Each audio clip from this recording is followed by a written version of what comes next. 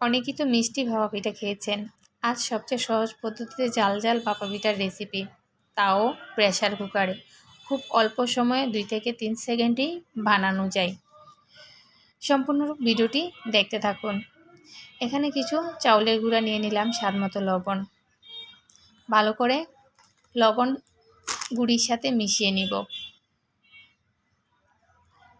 যখন মিশানো হয়ে যাবে, এখন অল্প অল্প পানি দিয়ে ভালো করে ডুটা করতে হবে। বেশি পানি দেওয়া যাবে না, বেশি পানি দিলে দলা পাকিয়ে যাবে।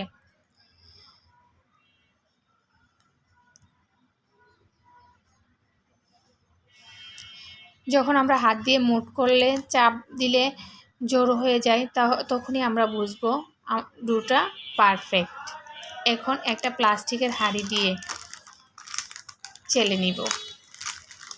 এরকম প্লাস্টিকের হাঁড়ি সবার বাসায় থাকে। এর চেয়ে সহজ পদ্ধতিতে মনে হয় চালার আর কোনো নিয়ম নেই।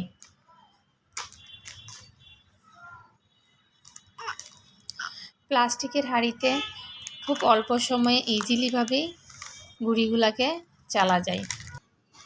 একই পদ্ধতিতে সবগুলো গুঁড়ি চেলে নিব।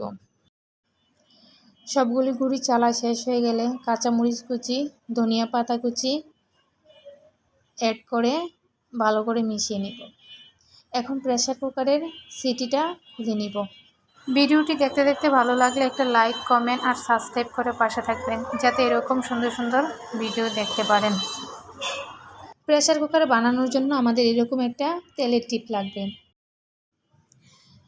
এখন গুঁড়িগুলো তেলের টিপের মধ্যে দিয়ে প্রেসার কুকারে দিয়ে 2 থেকে 3 সেকেন্ড অপেক্ষা করব। দেখুন কত দ্রুত ভাপা পিঠা তৈরি হয়ে গেল।